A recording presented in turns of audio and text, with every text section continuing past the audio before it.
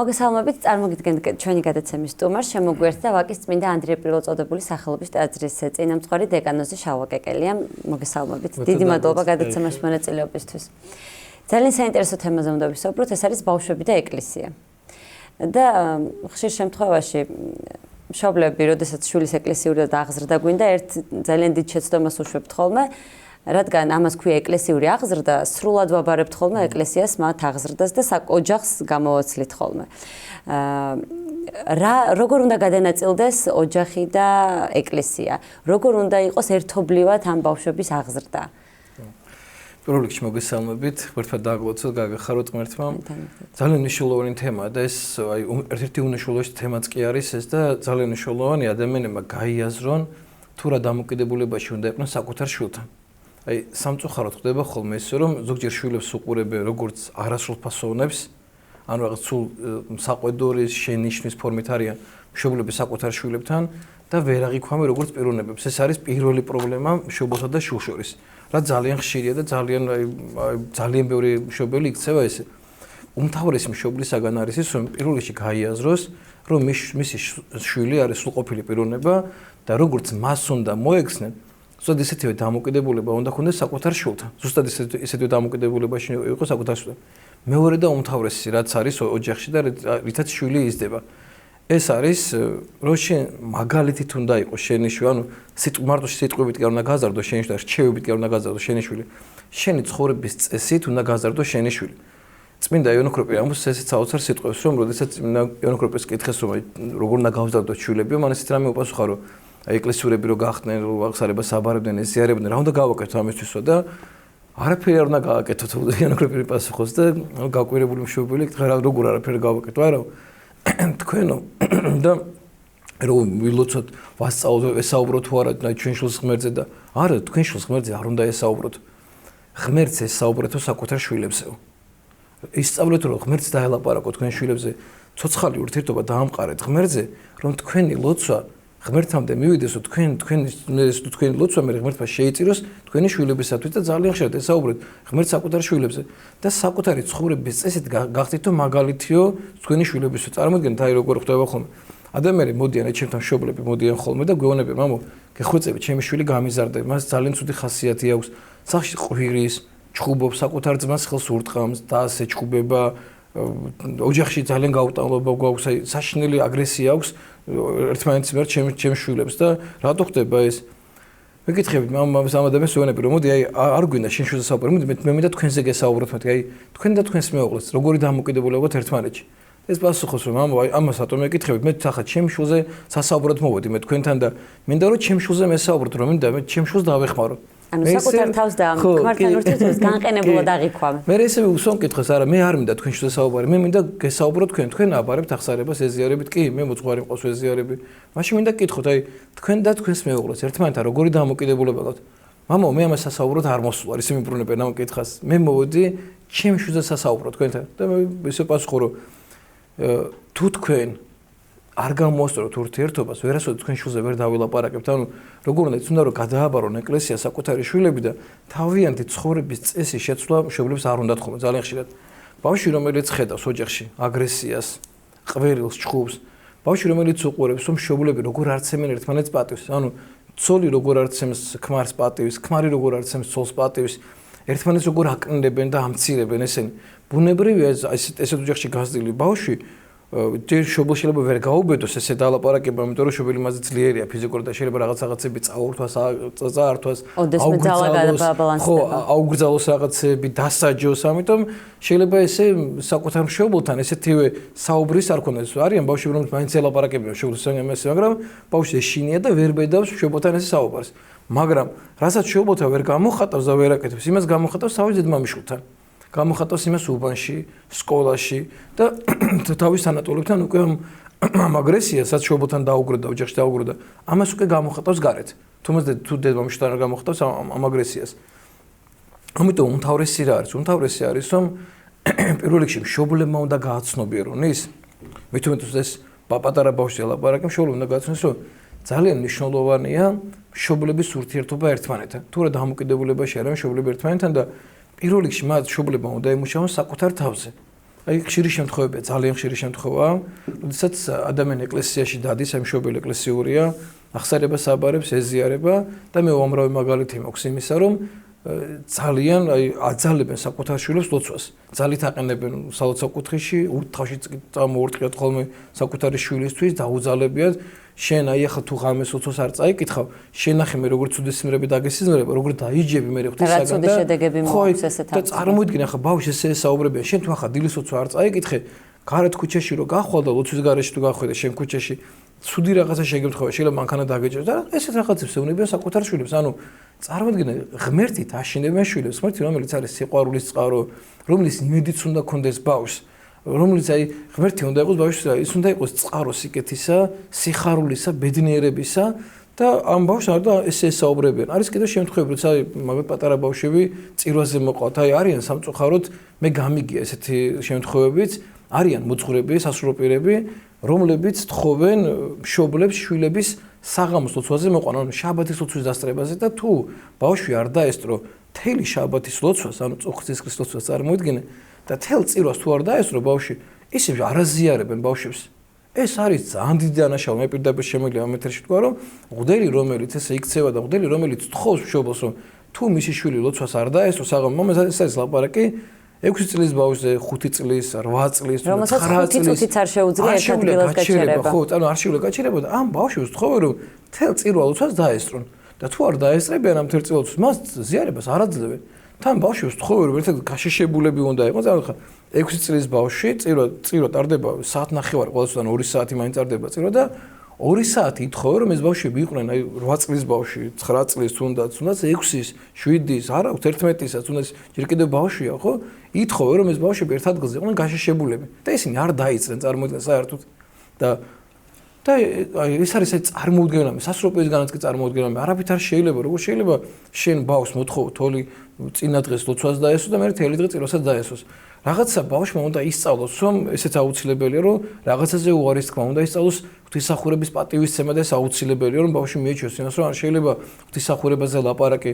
ჩვენ ამისთვის ტაძარში ესეთი რაღაცა გავაკეთეთ, ჩვენ ტაძარში, აი რა ღვთისმალით გვაქვს საშუალება იმისა. ეს სასწაულია ის, რაც თქვენს ტაძარში ხდება. გვაქვს დიდი აუდიტორია და სადაც მაგათ ჩვენ წირვაზე ბავშვები არ არიან.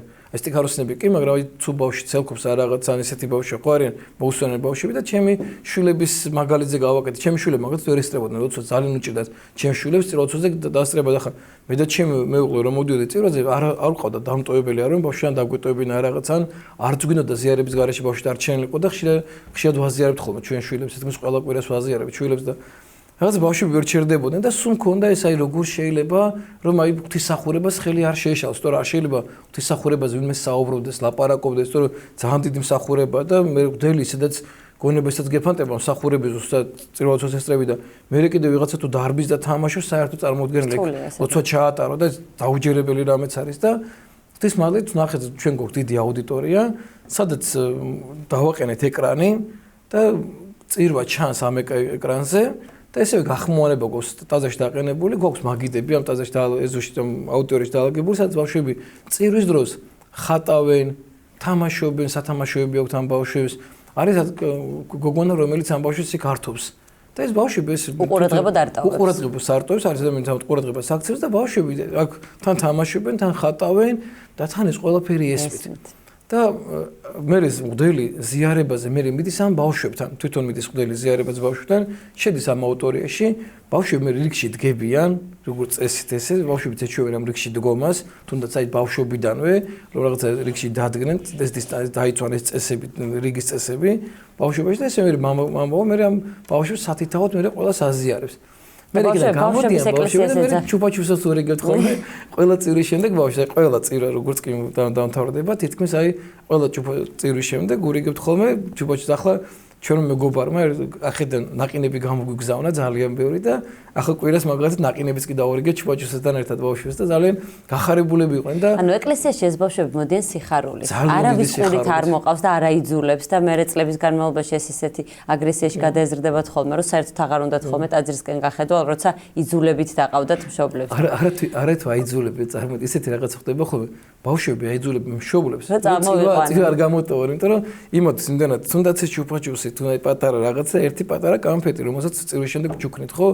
ეს იმდანაც ბავშვი იმდანაც სასიხარულოა და ეხლა ერთ-ერთ ადგილზე ვიყავი და სხვა რეგიონში გადავიდნენ ეს ოჯახი, ანუ თბილისიდან წავიდნენ და თავიანთ რეგიონს დაუბრუნდნენ და ეს ბავშვი პატარა იყო, რომ დადიოდა 4 წლის იყო და ახლა უკვე 7-ის არის თუ ხო 7-ის თუ 8 წლის არის უკვე და ისე ნეიროზი იქ არ გვირიგებინო კონფეტებსა და მამაშალოს და ჩივაჩის გვირიგებდა პატარა ბავშვი პატარა მე 3 წლის იქიდან ახსოვს 3-4 წლიდან ახსოვს რომ მას რაღაც ჩივაჩის ურიგებდი და ბავშვი მეხსიერება ჩარჩენილი აქვს ეს დამოკიდებულება შეიძლება როგორც მოწყარი ისე არ ახსოვდე მაგრამ ახსოვდეს რომ მას ბავშვობაში მგდელი რაღაც აი მისთვის წირვა იყო სასიხარულო მე სულ აფრთხილებ ხოლმე მრევლსაც ხოლმე რომ როცა წირვა დამთავრდება და როცა ბავშვი ეზიარება აუცილებლად შეეცადე რომ კვირას ბავშვი სადმე წაიყვანო რომ მასთან ეკლესია წირვაზე მოსვლა რაღაც საოცარ სიხარულთან ასოცირდებოდეს რომ ბავშვის ყველა წირვა, ყველა ლოცვა რომ სიხარულთან დარჩეს.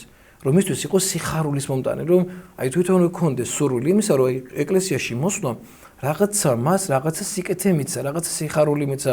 მისთვის კი არ იყო იძულება წირვაზე და გაჩუმდი, ნულაპარაკობ, ეს ადგილზე გაშეშდი, რაღაცა ესეთი კი არ იყო წირვა და იძულება კი არ იყო მისთვის წირვალოცვა. პირიქით, მისთვის სიხარული იყო წირვალოცვა და ღვთისმადლით აი ეს ძალიან მნიშვნელოვანია, ესეთი დამოკიდებულება და აი ალბათ ვფიქრობ, რომ აი ყველა ეკლესიაში აი თუ საშუალება იქნება დღეს თვითონ ყველგანა გახმოვანება შეიძლება რაღაცა შეუქმნა ბავშვს რაღაცა სივრცე ხო აი თუნდაც აი მაგალითად აი ჩემს მეგობარს ერთ-ერთ უთხარი და მან ესე აი სატრაპეზო სადაც ქონდა სატრაპეზოში გადაიტანა ეს კაბელებით ეს გახმოვანება და აი კვირა დღეს სატრაპეზოში მაგალითად ბავშვები შედიან და ბავშვები სატრაპეზოში არიან იქ ერთობიან იქ ხატავენ იქ და ეს გახმოვანება ტელევიზორი არ უყენია მაგრამ აი ხმა მაინც ესმით ბავშვებს და ჩემი შვილის მაგალითზე შემიძლია თქვა რომ აი მაშინ ილია ჩემი პატარა მაშინ 3 წლის იყო და ერთხელ მახსოვს რომ წამოვედით სახში მეუნება რომ მამიკო აი ქადაგებაში ესენი რატო ახსენებო ბავშვან ხო გონია რომ ბავშვი თამაშობს ვითომ აი არაფერს აი არც გისმენს ამ დროს ბავშვი ესმის ყველაფერი ამახსოვრდება ყველა ღვთის სიტყვა რომელიც წირვის დროს ითქმის მის გონებაში იბეჭდება და იბეჭდება აი დააკვირდეთ თქვენ ბავშვს თუნდაც აი როდესაც სტომარი მოგივათ სახში და თავის შვილებთან ერთად და ბავშვები იქ თამაშობენ და მშობლები აქედან რაღაც თემებს არჩევენ რომ მოდიხარ სახში შვილთან ერთად ბავშვი გეკითხება რომ ამაზე რატო ლაპარაკობდი იქ შენ გონები რომ ბავშვები იქ თამაშობენ თქვენ ყურადღებას არ გაგცემენ ამ დროს თელი ყურადღება მათ თქვენსკენ იყო მართული ეს თქვენი საუბარი დაემახსოვრებინა ბავშვს და ეს ამას ძალიან ისრუტავს ბავშვი ამას და თამაში კიდევ უფრო მარტივად აკეთებს ბავშვი ამას იმიტომ რომ ის თავისუფალია მას ის შეზღუდული არა და ბავშვი ყველაზე თავისუფალია ბავშვი ვერაფერ ვერ შეზღუდავ ჩვენ კიდევ ადამიანებს რომელიც უკვე დიდები ვართ ჩვენი შეზღუდვა კიდევ შეიძლება იმიტომ რომ ჩვენ საკუთარი თავით მონობას მივაჩვიეთ საკუთარი თავით და რაღაცებში დავემონეთ და რაღაცა გასაქარე ჩვენ თავისუფალი იმიტომ რომ ძალიან ბევრი რამე გვზღუდავს შეხედულებები აზრები ფიქრები უამრავი რამე ზღუდავს ჩვენს გარეგნულ საქციელს და რაც ზოგჯერ გვინდა რომ ვაკეთოთ ვერ ვაკეთებთ იმიტომ რაღაცებით შეზღუდულები ვართ ბავშვს შეზღუდვა არ აქვს. ბავშვი უბრალოდ გაიხადოს ყველაფერი, გაშიშდეს თუნდაც, ისე გაიაროს, იმიტომ რომ ის მას სრული თავისუფლება აქვს შინაგანად, მას არ აინტერესებს შენ რას ფიქრობ მასზე. მას რასაც უნდა იმას აკეთებს და ამიტომ ძალიან მნიშვნელოვანია ბავშვის თავისუფლება არ შეეზღუდოს და თან ამ არ შეზღუდვაში ნენელა ასწავლო მას, რომ მან ისწავლოს საკუთარი თავისუფლება, სადღაც რაღაცაზე უარის თქმაც უნდა ასწავლო ბავშვს. ანუ ისე უნდა შეაპარო ბავშვს ყველაფერი რომ აი მან უარის თქმა ისწავლოს რაღაცაში და აი შენ ბავშვს უნდა დაეხმარო, უნდა გაზარდო ბავშვი ამ ყველაფერში, უნდა დაეხმარო მას ამ ყველაფერში და ძალიან მნიშვნელოვანია აი სწორ მიდგომაზე კარგი არაფერი არ არის. თელი ის აი ადამიანს სწავლობს აი დედა როცა ხდები დედა ხო უნდა კითხულობდეს ფსიქოლოგიურ წიგნებს აღზასთან დაკავშირებით უამრავი ლიტერატურა არსებობს თუნდაც ქრისტიანული სადაც ბავშვების აღზაზეა საუბარი ახლა დღეს მე თქვენ გადაცემაში წამოვიდოდი ეთერში ხო არის იონო ქროპირის ბავშვთა აღზის შესახებ საოცარი სწავლება როგორი დარიგებებია როგორი სწავლებები როგორ არიგებს იონო ქროპირი მრევლს როცა აღზასთან დაკავშირებით და გამოვიკითხოთ ეს აი არ შეიძლება ბავშვს მაგალითად აი ბავშვებს საუბრობთ ღმერთზე, ღმერთს ელაპარაკეთ ბავშვებზე, ესწავლეთ თქვენ ლოცვა. აი უბრალოდ თქვენ მეკითხვა დამისვით თავიდან რომ აი სად არის ღვარი, სად არის ოჯახი და სად არის ეკლესია, როგორ უნდა შეერწყას ეს ერთმანეთში. ნახე ბავშვს რა უნდა გახდეს ბავშვისთვის. აი თავიდან უნდა მოხდეს ეს და უნდა გააცნობიეროს რომ ოჯახი და ეკლესია მისთვის არის ერთი. აი თუ აქამდე მიიყვანე შენი შვილი რომ ეს არის ერთობა, ეს არის ორი უმთავრესი სიწმინდე, რომელიც ერთმანეთში უნდა იყოს გადარწყმული, ანუ ერთმანეთში შერწყმული. ამათ აი ცალ-ცალკე არ შეიძლება. ცალკე იყოს ოჯახი, ცალკე იყოს ეკლესია. ცალკე იყოს ეკლესია და ცალკე იყოს ოჯახი. ეს არის ერთი მთლიანობა, რომელიც ადამიანის ცხოვრებას აყალიბებს. და ზუსტად ეს ყველაფერი ერთმანეთში გადანაწილებული უნდა იყოს. მშობლის ფუნქცია, მოწყლის ფუნქცია, ბავშვი უნდა ცნობიეროს ამას ის უკვე მოწყვალს ირჩევს, ხო? აი როგორც მშობელია მის ავტორიტეტი, ესეთივე ავტორიტეტი უნდა იყოს მისთვის მოწყვარი, როგორც მშობელია მისთვის მეგობარი, ისეთივე მეგობარი უნდა იყოს მისთვის მოწყვარი. აი მან უნდა ის უნდა ხდებოდეს, რომ ის მშობელს ძალიან უყვარს და თუნდაც მშობელს საყუდრს აძლევს საკუთარ შვილს, შვილი უნდა აცნეს, იმიტომაც საყუდრს მას ძალიან უყვარს და მისთვის სასარგებლო არის და ამიტომაც შეიძლება თუნდაც რაღაცაზე გაუბრაზდეს. იგივე დამოკიდებულებაში უნდა იყოს მოწყვართან. ის უნდა ხდებოდეს, რომ როცა მოწყვარი მას რამე თუ საყუდრს აძლევს ან შენიშვნას აძლევს, მან უნდა იცოდეს, რომ ეს შენიშვნა არის იმიტომ, რომ მას ძალიან უყვარს და ამიტომ ეუბნება შენიშვნას, რომ მან ჯერ კიდევ არ იცის დასაშავებს და უნდა მიენდოს რაღაცნაირად. მამა შალვა, აი ჩვენ მივედით მოძღვრისა და ბავშვის ურთიერთობამდე და ეს ძალიან ფაქიზი თემაა. როდესაც ჩვენ მოძღვარს ვირჩევთ, თუ რაიმე დაბრკოლების წინაშე აღმოჩნდებით, ჩვენ გვაქვს ზრდასრულ ადამიანებს იმის უნარი, რომ გადავლახოთ ეს დაბრკოლება, თუმცა აი ბავშვის შემთხვევაში ცოტა რთულადაა საქმე. მან ერთხელ მაინც თუ რაღაც ბარიერი ნახა მასა და მოძღვარს შორის, მან შეიძლება უარი თქვას არა მარტო მოძღვარზე, არამედ ეკლესიაზე, რწმენაზე და ზოგადად ეკლესიურ ცხოვრებაზე. ჩვენ მაგალითად ჩემ თაობას და ჩემზე უფრო დიდებს ეკლესიური ბავშვობის გამოცდილება ყველას არ გვაქვს, ასე რომ არ ვიცით ამ დროს როგორ ხდება. Როგორ უნდა შეარჩიოს მშობელმა მოძღვარი, ანუ თვითონ ბავშვს უნდა მივცეთ თავისუფლება, რამოდენიმე მოძღვარი ნახოს და მან მის გულთან რომელიც ახლოს მოვა, თუ ჩვენ თვითონ უნდა შევარჩიოთ. აი თქვენ ახსენეთ, რომ ყველა ეკლესიაში ერთნაირად არ ხდება. ეხლა ღვთისმსახურების ინტელექტუალური აღქმის უნარი ყველა ბავშვს არ აქვს, თუმცა ის რაც მას ესმის ილექება. აი თუ ბავშვს მაგალითად მკაცრად ეტყვის მოძღვარი, რომ შენ ესე უნდა ქნეს, საერთოდ არ წავა. როგორ უნდა მოვიქცეთ მშობლები, როგორ ავარჩიოთ სწორი ტაძარის, შეიძლება ცოტა უხეშად გამომდის, მაგრამ კარგი მოძღვარი, რომელიც ბავშვისთვის მეგობარიც იქნება, მშობლის როლიც ექნება და აღმზრდელიც. ეს სამწუხაროა ხა თქვენ ძალიან სრემელში კარგი მოძღვარი, როგორ შეიძლება მოძღვარი ცუდი იყოს, აი წარმოიდგინეთ, უხეში სათქმელია, თუმცა სამწუხაროდ არსებობს. აი სწორი ეს რეალობა არის, ეს სამწუხაროდ რეალობა, რომ აი როდესაც შენ გიწევს წარმოიდგინე, ანუ არჩევა, გამორჩევა და როდესაც იგი მოძღვარი საკუთარ თავზე არ აგებს პასუხს. აქედან არის ის ან კარგი და ან ცუდი, როცა შენ გააზრებული გაქვს ყველაფერი, ხო? შენ აი მე მაგალითად ახლა ჩემი შვილები შეიძლება ჩემი სულიერი შვილები ახლა კი მაბარებენ ახსარებას, ახლა რო უთხარი სხვასთან არ მინდა თქვენი შენ ჩაგაბარო ახსარებეო და ჩემი შვილები მაბარებენ ახლა ახსარებას, მაგრამ დადგებათ რომ როდესაც მათ მოძღვრის არჩევა მოუწა და შეიძლება ჩემთან უკვე რაღაცები ვერ თქვა, აი როგორც მშობელთან. ჩემანი ნიკო მითხა როგორ მახსოვს ეს ძალიან სერა. მამიკო მინდაო ძალიან შენ ჩაგაბარო ახსარებას, სხვას არ მაგრამ როგორც მამიკო ისი არ მომიდგეო რა. შეგიძლია, აი თუ შეგიძლია როგორც მამიკო ისი არ მომიდგეო, მაშინ ახსარებას ჩაგაბარებო. ძალიან მინდა როგორც მოძღვარს ჩაგაბარო ახსარება და როგორც მამას არაო და მეთქი შენ თუ გადაალახავ ამ ბარიერს, მე შემიძლია ესე ჩავიბარო შენ ახსარება მეთქი და როგორ შეიძლება უკვე და როგორ შეიძლება მეთქი რომ ჩემთვის ყველა სულიერი შვილი არის ჩემი შვილი მეთქი. მე უდგები როგორც საკუთარ შვილს ყველას ჩემი სულიერი შვილების ტკივილი მტკივა ისე როგორც შენი ტკივილი მტკივა მეთქი, იმიტომ რომ ადამიანის სული რომელიც ფეხმართმა ჩამაბარა თუ მე ვერ გავიაზრებ მის როგორც შვილობას და ბოლომდე ეს ჩემი შვილი არ გახდება და ბოლომდე მასზე ზრუნულობა არ მექნება, მასზე მე ვერასოდეს ვერ ვზრუნავ. თუ სადღაც ეს ბარიერია, ეს ანუ მე თუ ბარიერი დავუყენე ჩემს სულში და დავაყენე ბარიერი და აი რაღაცის გამო ან ესე ვარ, ან თუ ბოლომდე არ შევიყარ როგორც შვილი, ძალიან გაჭირდება ნამდვილი ურთიერთობა საკუთარ სულიერ შვილთან. და მე მაგალითად ჩემს სულიერ შვილებთან მაქვს როგორც საკუთარ შვილთან ურთიერთობა. სულად ისევე განვიცდი მეთქი ჩემი სულიერი შვილები რომ მოდიარო თხოვდება ჩემი სულიერი შვილი, ცოლი რომ მოყავს, ნერვიულობ მაგალითად ვის მოიყვანს ცოლად, ვის მიყვება ცოლად, რომ შეიძლება მის ცხოვრება დაანგრიოს, ეკლესიას მოაშოროს, ურთიერთობა გაუფუჭოს ჩემთან და ეკლესიასთან. ესევე მშობელიც ნერვიულობს, აღა ვის გაყვება ცოლად, ანუ ვის მოიყვანს ცოლად, შეიძლება მე ის ოჯახთან ურთიერთობა დაინგრეს, შვილთან ურთიერთობა ზუსტად იგივე განცდა მაქვს, აი რამდენი უკვე ჩემი სულიერი შვილი გავათხოვე, რამდენი ჩემი სულიერი შვილი მაგალითად ჯვარი ცოლი მოიყვანა, ხო, აი ზუსტად ესეთივე განცდით მტკივა ჩემი სულიერი შვილები და ზუსტად ესეთივე ურთიერთობა მაქვს და აი თითქმის ახლა აი ჩვენ მრევლში ხო ძალიან ბევრ სულიერ შვილებს მაგალითად ჩვენ გადავხადეთ ქორწილი. ამდენად აი შვილები არიან, აი პირადად აი ტაძარშიც ესე გვაქვს მოწყობილი, თუნდაც ეს აი ჩვენვე გავგვიკეთებია სუფრა, ქორწილი ჩვენვე გავგიკეთებ იმ დარბაზში, სადაც ბავშვებისთვის ვაკეთებთ, აი ბავშვები არიან, იქ მან ქორწილს გავკეთებია. ასკაციანი ქორწილი და ჩვენ მრევლ შეგვიკრებია ყველაფერი, საშუალება რო ფულიც კი შეგვიგროვებია და მე უცხოეთშიც გაგვიშვია ჯვარი დაგვიწერია ღამე, სუფრაც გაგვიკეთებია და მე იქიდან უცხოეთში ერთ კვირას ამ მგზავრობაში გაგვიშვია ხოლმე და რაღაცა აი როგორც საკუთარ შულს ექცევი, ზუსტად ისეთივე განცდა მაქვს საკუთარ სულიშვილებთან და ესე ოთხარი ჩემში და რომ შენ თუ შეძლებ რომ აი შენ როგორც მამა ისე აღარ თუ აი თუ შენთვის მე მეგობარიც ვიქნები როგორც შობელი, თუნდაც მოძღვარი ვარ, აი ძალიან კარგი, ოდესაც მშობელსა და შვილს შორის არის მეგობრული ურთიერთობა, როცა შეუძლია შენ შვილი გაგეხსნას და ყველაფერზე გესაუბროს. ეს ძალიან მნიშვნელოვანია. ეს მარტო მოძღვრობასა და სულიერ შვილობას შორის კი არ არის. ისე უნდა გააკეთო მშობელმა შენ შვილთან ურთიერთობა ისე დაალაგო, რომ მან ყველაფერი გითხრა შენ, ის ყველაფერზე გესაუბროს. ეს რო შეძლო შენ აი და ეს რა შემთხვევაში ახერხებს შვილი ამ ურთიერთობას, ის რო ხედავს რომ აი მეგობარს ატო უყვება, იმიტომ რომ მეგობარი მას არ ეჩხუბება. მეგობარი მას არ დაუყვირებს ამის გამო. მეგობარი მას არ დაკარგავს და მას მოусმენს. იმიტომაც რომ ბავშვი მეგობართან იხსნება. ესოთ ესეთივე დამოკიდებულებაში, როცა მშობელი შვილთან არის და როდესაც მის ამის გამო არ უბრაზდება, პირიქით რჩევას აძლევს, ესაუბრება იმაზე, რომ იცი რა, მე რა ეს შეცდომა მეც მოსვლია. აი რაც შენ დაგემართა და რაც შენ შეგეშალა, იგივე შემეშალა მეც, როცა შენ ასაკში ვიყავი.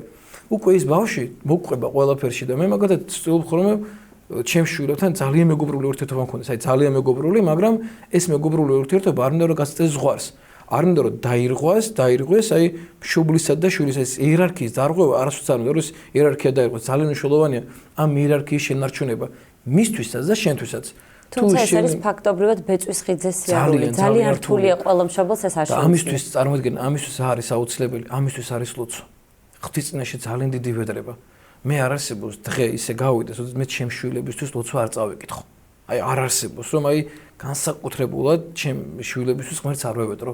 თითქმის ყოველდღე ვედრები ღმერთს ჩემი შვილებისთვის და ყოველდღე ვთხოვ შვილებისთვის, იმიტომ რომ ძალიან მნიშვნელოვანია რომ ღმერთს მიაბარო ეს და ღმერთს თხოვ, ანუ შენ შეიძლება შენი გამოცდილება, შენ არც გამოცდილება მქონდეს იმდენი, არც ძალა ქონდეს, არც შენ სიტყვას ქონდეს ესეთი ძალა. ამიტომ არის მე საღვთო ძალა, ღმერთის ძალა, რომელიც შენ ყველაფერში გეხმარება. მოძღვრობაში წესი არის. აი მე მაგათაც როცა გავდივარ ახსარებებზე, ხო? სულ ღმერთს ტრაპეზწინაში ვიჩოქებ, ყველა ახსარების ჩაბარებაზე ახსარებიდან ჩავებარო მრევლისაგან, დგები ტრაპეზწინაში და ღმერთს თხოვ, ღმერთო გეხვეწები, რომ მე არა მაქვს არც გამოცდილება, არც ისეთი ცოდნა მაქვს, არც ისეთი მღვდელი ვარ, რაღაც ესე ცხოვრობდე, როგორც წმინდანები ცხოვრობდნენ და ესეთი მამები ცხოვრობდნენ. ამიტომ გთხოვ ღმერთო, ადამიანები მოდიან იმის, რომ შენ გზას დაადგენ. ისინი მე მკითხავენ რჩევებს. ყოველ ახსარების წამს ვევედრები ტრაპეზწინ და გეხვეწები, რომ შენ ჩემი ბაგე გამოიყენე იმისთვის და შენ უთხარი სათქმელი ამ ადამიანებს, რაც უეწველი მაჭირდება, რაც მათ გადაარჩენს და ჩემი სიტყვა ღმერთო ერთიც არ იყოს მეთქი. ყველაფერი იყოს შენი. ამას თხოვ ხოლმე ღმერთს ყოველთვის. ზოგჯერ გამოდის, ზოგჯერ არ გამოდის, მაგრამ არ არსებობს ეს თხოვნა ღმერთმა მე არ შეიწევს და შენ ღმერთს ეთხოვ და შენ ღმერთს მიანდობ ამას. ესევე უნდა იყოს მშობელი შვილის მიმართაც. ანუ მშობელიც უნდა თხოვდეს ღმერთს, აი ხატებში უნდა დადგეს და უნდა უთხრას, აი ღმერთო შენ გევედრები ღმერთო, იმიტომ რომ მე არა მაქვს ეს გამოცდილება. ჩემშიც ესე დაველაპარაკო, ჩემშიც ახლა პრობლემები აქვს. ნახე როგორი აგრესიულია სახში, ნახე როგორი იქცევა, ნახე აგერ არ მიჯერებს. ღმერთო გეხვეწები, აი ძალიან გთხოვ ღმერთო რომ მოდი ახლა ის წყომა თქვენე ჩემი შვილზე, რომ ჩემი შვილი დაწყნარდეს, რომ ჩემი შვილი შევეწიო, მაგრამ ეს რო შეძლო, შენი ცხოვრება უნდა იყოს სხვანაირი. შენ უნდა ცხოვრობდე ძალიან წმინდად. უნდა ცდილობდე რომ შენ წმინდად იცხოვრო. და როდესაც აი ეს ყველაფერი ლაგდება, როცა შენ ცდილობ რომ წმინდად იცხოვრო, პატიოსნად იცხოვრო, სუფთად იცხოვრო, მე შენ ლოცვასაც მე ღმერთი ისმეს. როცა შენ მონდომებული ხარ, როცა შენ მთელი არსებით აკეთებ ამ ყველაფერს, აი მაშინ ძალიან ბევრი პრობლემა ერთად ლაგდება, ძალიან ბევრი რამე აი ერთად იყრის თავს და ეს პრობლემა რომ თუნდაც ერთად მოიყარა ამ ბევრ პრობლემას, თავი ძალიან მარტივად მე გადის. აი ჩვენ უნდა ვისწავლოთ ღმერთთან ურთიერთობა. როცა შენ ღმერთთან ურთიერთობას სწავლობ, ეს ათელი პრობლემა ჩვენ რო აი ჩვენ არ ვიცით ღმერთთან ურთიერთობა, ჩვენ არ ვიცნობთ წმინდანებს, ჩვენ არ შეგვიძლია ღმერთს მესაუბროთ. და როცა შენ ღმერთთან საუბარს სწავლობ, ღმერთი გეხმარება ამ პრობლემის მოგვარებაში, ძალიან გეხმარება და ამას ჭირდება ძალიან დიდი შრომა. ეს შრომის გარეშე არ მიიღწევა ეს მოძღვრობაშიც, მშობლობაშიც და მე უკვე შენი შვილი სხვანაირად იზრდება. არიან ახლა შემთხვევები ყველგან არის ესე, შევაი, გადაყვე ყველაფერი შეიძლება სწორად გააკეთო, მაგრამ შვილი მაინც სხვა გზას დაადგეს. ესეც არა, სამწუხაროდ ეს რეალობაც არსებობს, აგერ მაცხოვარს 12 მოწაფე ყავდა, მაგრამ ერთმა მაცხოვარს უღალატ რა, მაცხოვარმა რამე დააკლო, რამე იუდას. მარტო გაზრდა არაშველის თუ ბუნებამაც არა. ბუნებამაც არა, თვითონ თუ არ წაეყვანა ბუნება სხვა მხარეს, თორე ბუნებით ყველა ადამიანი საღვთოდ იბადება, ეს აი სწორად ესეც გაიგოს, ეს არ არის, აი ყველა ადამიანი ღვთისხატება და მსგავსებად იბადება. ყველა ადამიანში არის ღვთისმადლით ჩადებული, ყველა ადამიანი ღმერთმა გააჩინა საცხონებლად. ესე თუ მიუდგებით, აი თუ ბუნებამ არ უშველა, შეიძლება მივიდეთ იქამდე, რომ ღმერთმა თავიდანვე ბოროტებისთვის გააჩინა ეს ადამიანი და მაშინ იმ ადამიანის ბრალიც არაფერი არა, ის თუ ბოროტი გახდა, ესეთი ბუნები დაიბადა და მისი ნება არ ყოფილა და მაშინ რატო ვთხოვთ ამ ადამიანს რომ კარგი იყო, თუ ღმერთმა აგრა არა ესე არ არის. ღმერთი ყველა ადამიანს ქმნის თავის ხატება და მსგავსად ბადებს ადამიანს, სიკეთისთვის ბადებს ადამიანს, მაგრამ არის, როდესაც ადამიანი ამას არ იღებს. შინაგანი პროტესტები აქვს ჩვენ ყველა ადამიანი ბავშვობიდან, აი ჩვენი დაბადების დღიდან დგებით არჩევნის წინაშე. ბავშვი დაბადებიდან არჩევნებს აკეთებს. სიკეთისკენ წავიდეს, ბოროტებისკენ წავიდეს, ეს არჩევანი მას ყოველთვის უდრგება. ადამიანი როგორც კი იბადება, ნაცნობამდე ესე არის, რომ ყველა ადამიანს ენიჭება ანგელოზი. აი პირდაპირ მონათულია თუ არ არის, ბავშვი დაიბადა თუ არა, მას ანგელოზი ენიჭება, რომელიც ამ ბავშვს იცავს. ნაცვლობის დროს უკვე ბავშვს ეძლევა, როცა ბავშვი ინათლება, უკვე კადნერი ანგელოზი ენიჭება, ეს საოცარი ტყვა კადნერი ანგელოზი, ანუ ეს ნიშნის ანგელოზი, რომელიც ნაცვლობის დროს ენიჭება, რომელსაც აქვს კადნერება ღვთისიანში, რომ შენთვის ითხოვოს ღმერთს, ანუ შენთვის თხოვოს ღმერთს, ანუ შენ როცა აშევ, ღმერთს ამეძავნება, გეხვეწება, ღმერთო დამეხმარე, ამ ადამიანს აი შეეშალა პრობლემები შეექმნა და დამეხმარე და ეს ნაცვლობის დროს მონიჭებული ანგელოზი უკვე კადნერი ანგელოზია, რომელიც შენ ძალიან გეხმარება ამ ყველაფერში. და უკვე ის თელი არსები და ზუსტად ეგ არის ფარული ანგელოზის მიმართ შევლოცულ ჩვენი ფარული ანგელო რომელიც ნათლობის მოგონიჭა რომ დამეხმარე გეხვეწები ღამეც ვთხოვთ ამას ძილად მისვლის ლოცვის დროს და ესევე დილითაც ვთხოვთ რომ შეგვიწვეს და დაგვიფაროს და შენ უნდა ეცადო რომ შენ ამ ანგელოსთან საქმე არ გაიფუჭო არ დაკარგო ეს ანგელოზი და როდის გადის ანგელოზი შენ როცა შენ რაღაცას ცოტა მას არ შეუძლია შენთან ერთად მაშინ იყოს მაგრამ შენთვის ღმერთს თხოვს და როგორც კი შენ ინანები ის იმწუჩივე ბრუნდება მე შენთან და იმწუჩივე შენთან არის და შენ არ გშორდება არასოდეს შენ თუ ახლა შეხვა ცოდვაში ის ცოდვაში ვერ მოყვება მაგრამ თან შენთვის ყოველთვის ლოცულობს და აი ეს ცოცხალი დამოკიდებულება პრობლემა არის რომ ჩვენ ცოცხალი დამოკიდებულები არ აქვს ჩვენ არ ვიცით ჩვენ პირდაპირ ანგელოს არ ვიცით არ არის შეხება მასთან არ აქვს საერთოდ არ ვიცით ვინ არის როგორია რა უნდა ჩვენგან როგორ გვეხმარება ის ხატებთან მივდივარ და ცოცხალი დამოკიდებულება ხატებთან არ აქვს უბრალოდ ესე ვემთხოვით მარტო ამ შუშას და იმის იქით იქ წმინდანს ვერ ხედავთ. წირვაზე მოვდივარ და ეს წირვა ჩვენთვის უბრალოდ მექანიკური მსახურება და მექანიკურად ვესწრებით ამ წირვას და გააზრებული არ გოს რამხელა მსახურებას ვესწრებით ახლა ჩვენ და რამხელა რაღაცა რამხელა სასწაული ხდება წირვისთვის რომ პური ხორცად გადაიქცევა, ღვინო სისხლად გადაიქცევა და შენ ამ მსახურების მნიშვნელობა არ გესმის და შენ ამ მსახურებას ესე მარტივად გახარ და არც ისმენ ამ მსახურებას, გონება გაფანტული ხარ და შეიძლება წირვაზე მე სხვა ადამიანს ესაუბრებოდე და არც კი ფიქრობდი რომ მსახურებას ესწრები, სამწუხაროდ სასრულო პირებსაც გვაქვს ეს რომ წირვაზე ვდგავარ და 1000 შეიძლება სხვა თემაზე ესაუბრო და არც კი გესმოდეს რამხელა მსახურებას ასრულებ. ანუ ნახე ყველა სანამდე მივიდივართ ყველაფერში მშობელთან, ყველა ურთიერთობაში შენ უნდა გქონდეს შენი საქმე ბოლომდე გააზრებული. თუ შენ აი ბოლომდე გათავისებული და გააზრებული არ აქვს ეს ყველაფერი, ხო? შენ ამ შედეგებს ვერ დადებ. ამიტომაც უნდა გესმოდეს, ანუ მარტო ეს გადააბარო ეკლესიას და შენი ფუნქციები გვერდზე გაწევს, ესე არ შეიძლება. მოძღვარმა მარტო მშობელს ჩააბარო, საკუთარ თუ მონაწილეობა არ მიიღოს ამ ბავშვის თაღზე, ესეც არ შეიძლება. და ბოლომდე უთხრას, აი შენ მშობელი ხარ ყველაფერში ვალდებული და არ დაეხმარო მშობელს. ზუსტად ეგ არის, აი სამწუხაროში პავლემოციქულებს ურთიერთთა სიმძიმე იტვირთეთ და ესეთ აღასრულოს ჯული ქრისტეს ანუ ყველამ ჩვენ ერთმანეთს უნდა ვიტვირთოთ თქვენი მეგობრის შვილები უნდა იტვირთოთ თქვენმა მეგობარმა თქვენი მშობლების ტვირთი უნდა იტვირთოს თქვენი შვილების ტვირთი უნდა იტვირთოს ეს ერთმანეთს უნდა გავამხნევოთ და როცა ყველა ერთად მოქმედებთ იქ აი მრევლიც ეგ იყო ადრე მრევლი სხვანაირი იყო მრევლი იყო ერთი დიდი ოჯახი და როგორც კი ერთ ოჯახს პრობლემა შეექმნებოდა, თუნდაც აი ოჯახური პრობლემა ხო ცოლ-ქმარ შორის ხო, მთელი მრევლი ერთად იდგა ამ ოჯახის საკითხილდღეოდ. ყველა ერთად ლოცულობდა ამ ოჯახისთვის, ებედრებოდნენ ღმერთს ამ ადამიანებისთვის, მიდიოდნენ, ესაუბრებოდნენ, ეხმარებოდნენ და მთელი ერთ დიდი ოჯახი იყო მრევლი. დიდი ოჯახი, ვიღაცას მეტი ქონდა, ვიღაცას ნაკლები ქონდა, ისაც ბევრი ქონდა, ის ამას ეხმარებოდა, ამის ოჯახს ერთად მე იმას ქონდა ბევრი, მე სხვა ოჯახს იღებდა, მე საკუთარ თავზე მე იმას ეხმარებოდა და ეს იყო ძალიან დიდი მრევლი იყო ესა. ეს და მე ახლა ჩვენთან ახლა მრევლში ვაკვირდა, უკვე ბავშვები გაიზარდნენ, უკვე 9 წელი უკვე მომწირა და უკვე ზოგი 4 წლის რო იყო, უკვე უკვე 13 წლისაა წარმოიდგინე უკვე ხო უკვე 13 წლისაა ზოგი 12 წლის გახდა უკვე პატარა რომ მოვიდა უკენლა იზრდებიან აგერ უკვე შვილიშვილები ყავს უკვე მრევლში აღეთ შეყვარებულები რო იყვნენ რაღაცა უკვე მე შვილები ყავს ზოგ 3 ზოგ 4 უკენლა მე ამათ შვილებსაც მე ღვთისმადლით უვიწყოთ ხო ამათ შვილებსაც ჯარდა და უკვე იცი როგორი ურთიერთობა აქვს ადამიანებს რომლებიც ერთმანეთს არ იცნობდნენ საოცარი ურთიერთობა აქვს აი მრევლის წევრები ერთმანეთში დანათესავდნენ ანუ ნათლიერება დაერჩიეს ერთმანეთს არ იცოდნენ ეკლესიაში გაისეს ერთმანეთი მე ის იმის მეჯვარე დადგა მე შვილი მოუნათლა მე იმან მე სხვის შვილი მონათლა და რაღაც ერთი დიდი ოჯახი შეიკრა და აი ძალიან მნიშვნელოვანია საერთოდ აი მნიშვნელოვანია რომ ეკლესია იქცეს ოჯახად და ოჯახი იქცეს ეკლესიად აი როდესაც აი ეს დამოკიდებულება რომ შენთვის ეკლესია შენი ოჯახია და შენი ადგილია სადაც შენ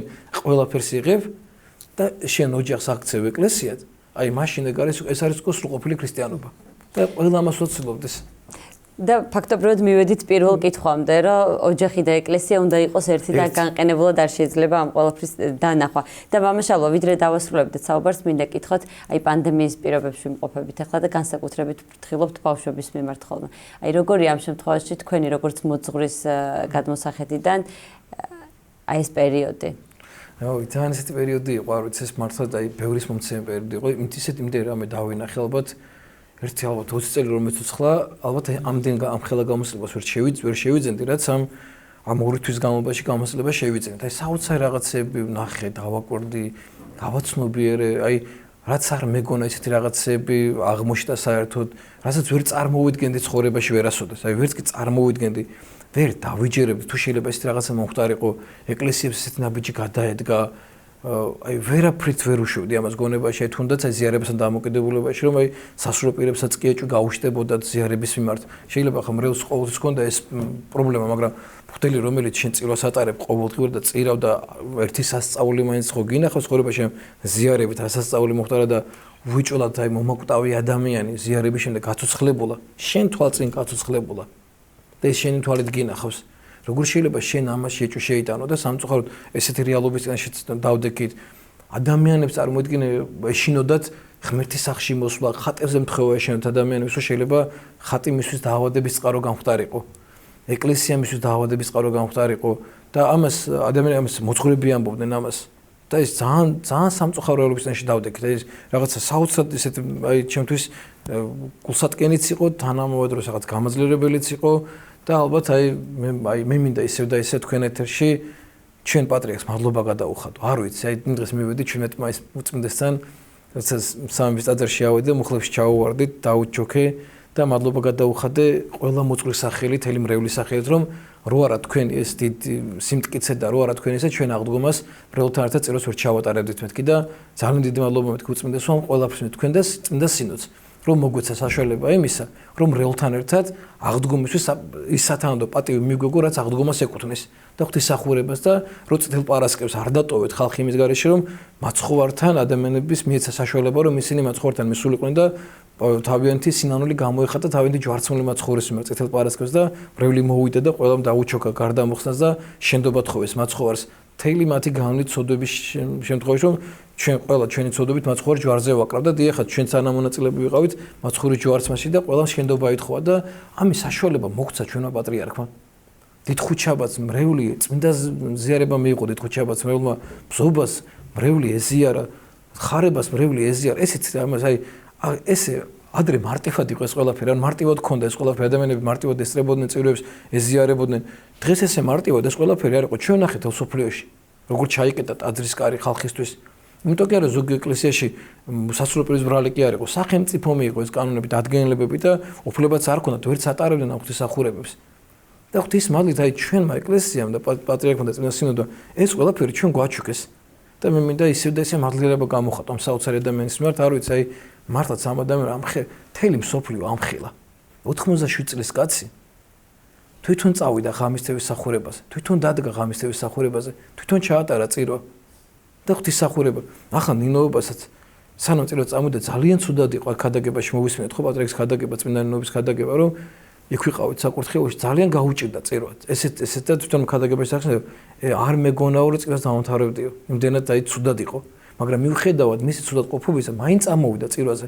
მაინც სათანადო პატივი მიაგო მან წმინდანინოს და საოცარი სიტყვებით თქვა: მეო წმინდანინოს ვიცნობო და წმინდანინოც მე მიცნობსო ძალიან. ანუ აი თუნდაც აქედან უნდა ნახო როგორი ცოცხალი დამოკიდებულება აქვს მას წმინდანებთან. ის როგორ ცოცხლად იცნობს ამ წმინდანებს და წმინდანებიც მას როგორ ცოცხლად იცნობენ. ანუ მას აი როგორც ახლა მე და თქვენ საუბრობთ და რაც ურთიერთობა ახლა მე და თქვენ აქვს ახლა ხო ესეთივე დამოკიდებულება შეეს წმინდანებთან. თუმცა მისთვის ესეთივე რეალობა ის წმინდანი როგორც ახლა მე თქვენ გიყურებთ ესეთივე რეალობა ის ხატების წინაშე დგება წმინდანებთან ესეთივე რეალური დამოკიდებულება აქვს ამ წმინდანებთან და აი ერთადერთი რამე რაც ამ პანდემიის დროს ვისწავლე არის რომ თუ შენ რწმენას არ გაიძლიერებ თუ შენ ცოცხალი დამოკიდებულება არ გექნება ღმერთთან შენ შეიძლება ძალიან დაზიანდე. მე მინდა ეს ადამიანები დავლოცო, ვინც შეშინდნენ, ვინც რაღაცა, ვინც თავისი ოჯახის წევრები გაითვალისწინებენ, თუ ძალიან ბევრი ადამიანი ახსარებას გვაბარებს და ტაძარში ვერ მოდიოდნენ, იმიტომ რომ ოჯახის წევრები ძალიან ისეთ მდგომარეობაში იყვნენ და გაითვალისწინებენ და ძალიან მნიშვნელოვანია რომ ხო აი ოჯახის წევრები გაითვალისწინეს, არ წამოვიდნენ წირვაზე რომ მათთვის პატივი მიეგოთ. ეს ძალიან მნიშვნელოვანია რომ აი შენ მოიკელი თუნდაც ის სიხარული იმ დღეს რომ აღდგომის წირვაზე მდგარიყავი, ბზობას ტაძარში ყოფილიყავი და შენი ოჯახის წევრები გაითვალისწინე. ეს ძალიან მნიშვნელოვანია. და ძალიან დასაფასებელია ეს და ძალიან ბევრი ადამიანი მოიქცა ესე რომ ოჯახში არ დამეწიმენ და მე აი ბევრი შემთხვევა მაქვს მაგის რომ ოჯახის წევრებმა ბუდიში მოუხადეს მათ ამის გამო და პატიებად ხოვეს რომ ნახეს რომ მე აღარ გავრცელდა ეს სენი და არაფერი არ იყო საერთოდ და აი ის რასაც გვემუქრებოდნენ მსგავსი ერთი შემთხვევაც კი აღარ დაფიქსირებულა ეკლესიიდან წმინდა ზიარებიდან მე ის ადამიანები შენდობას თხოვდნენ რომ ამ აპატიე რომ ამ აღდგომის წირვას მოგაკელიო და აი ცხოვრებაში აღარ გავემორებ ამას აღარასოდეს სხვა რო დადგეს ეს დრო მე შენ არას არ გეტყვი ამას იმიტომ რომ ვიღაცა წავიდა და შენ მე ამ ყველაფერს მოგაკელი და პირიქით ამან ბევრი ადამიანი ბევრად უფრო ის შეგრა და აი თითქმის ახლა ეს დღეებია რაც ეს პანდემია გადავიდა კი უბრალოდ რაც ეს აღდგომის წირვა და დამთავრდა და რაღაც სხვანაირი რეალობის წინაშე დავდექით აღდგომის შემდეგ რაღაც გადაიწია ამ მუხტმამ ლანძღვის გინების რომ ყრილები ვიყავით აღდგომამდე და ხალხს ხოცავდით და უცებ აღდგომის შემდეგ ადამიანები ვინც ქუჩაში გამოსვლის გამო ყრილებს გვეძახდნენ ტაძარში ავრის გამო თვითონ ვითხოვდნენ სახნა გამოგვიშვიო რესტორანი მინდაო, საპარიკმახეროში წასვლა მინდაო, თმა ვეღარ შევიჭერიო, ეს ამას ვეღარ ვაკეთებო, ქუჩაში ზეერნობა მინდაო, რაღაც ის მინდა უკვე კაფეში ჯდომა მინდა უკვე მოითხოვე თვითონ ეს ყველაფერი. და ადრე ისინი ყოლებს გვეძახდნენ, წარმოდიდა, უცებ აღდგომის შემდეგ ორ დღეში რეალობა შეიცვალა. უცებ შეიცვალა რეალობა. სხვა შორის არ ვიცი დააკვირდით თუ არა, მაგრამ ადამიანები რომლებიც მანამდე არ დადიოდნენ ეკლესიაში, ეხლა დაიწყეს. აი ზუსტად აქამდე მივიდიოდა და იმდენი აი ამ მარხვის შემდეგ აი იმდენი ადამიანი მოვიდა პირადად ჩემთან. აი ისეთი ადამიანები რომელიც ეკლესიაში არ დადიოდნენ. საერთოდ ზოგი ადრე დადიოდა ეკლესიაში და ტაძარში სიარული მიატოვა. ხო, ძალიან ბევრი ადამიანი მოbrunდა ეკლესიაში, ძალიან ბევრი ადამიანმა საკუთარ სულს რეალურად შეხედა, თვალი გაუსწორა ამ რეალობას. და მიხვდა რომ ეკლესიის გარეშე და რწმენის გარეშე ვერ გადარჩებიან და ისე მტკიცეთ არიან მრევლის წევრები, რომლებმაც თუნდაც აი ვერი არის ამარხვაში დღეს უფრო სხვა სიმტკიცით მოვიდნენ ეკლესიაში. ის ვინც დარჩა და არ მიატოვა ეკლესია და ბოლომდე იდგა ეკლესიის გვერდზე ამ საშუალების წინაშე მანაც საკუთარი ესე ხო არ იყო რომ არ დაგვემართებოდა ჩვენ რეალურად ესე არ იყო.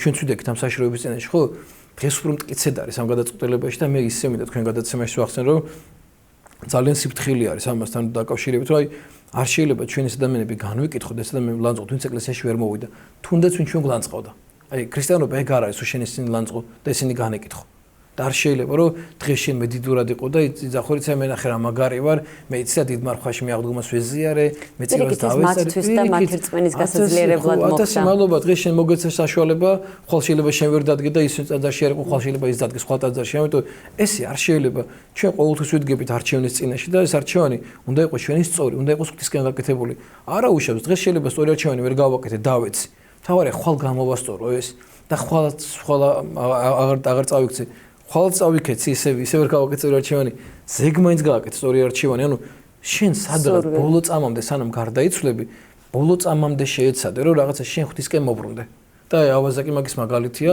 მთელი ცხოვრება ავაზაკობაში გაატარა და ბოლო წამა აცხონა და იუდა მთელი ცხოვრება ღმერთთან ერთად გაატარა ქრისტესთან ერთად გაატარა მთელი ეს წლები და მის თვალსასწაულს ხედავდა მაგრამ ბოლო წამში ქრისტე მიატოვა და უღალატა ამიტომ არავინ არ იცის ვინ როდის ბოლომდე გაიტანს ღმერთთან ურთიერთობას და ვინც დღეს შეიძლება დღეს ჩვენ გვერდით და შეიძლება ის ბოლო წამს მან შეიძლება ღმერთი უარყოს და ის ვინ შეიძლება დღეს ეკლესიის გარეთ არის და თუნდაც გვაგინებს ამ ყველაფრის გამო და გულანძღავს შეიძლება იმიტომ ის ავაზაკი რომელიც ჯვარზე იყო გაკრული მაცხოვართან ერთად ესე წერის ახარებში ორივე გმობდაო მაცხოვარსო ანუ ორივე ლანძღავდა ისიც ლანძღავდა თავიდან ისიც ლანძღავდა მაგრამ მერე მოვიდა გონს აი ჯვარზე ამ ტკივილებში ლუშმან ჩარჭობილი მერე მოვიდა ის მეორე მაინც ვერ მოვიდა אז ერთი ანგელის ავაზაკი და ვერ მიხვდა ამ ყველას ის ბოლოს მიხვდა და შეინანა და ღმერთი ამ ჩვენს წინანულს ელოდება ამიტომ ნუ განვეკითხავთ ნუ რა ვის არავინ არ იცის ბოლო წამი ვისი როგორ იქნება ვინ როგორ წავდგებთ ის წინაშე ეს არავინ არ იცის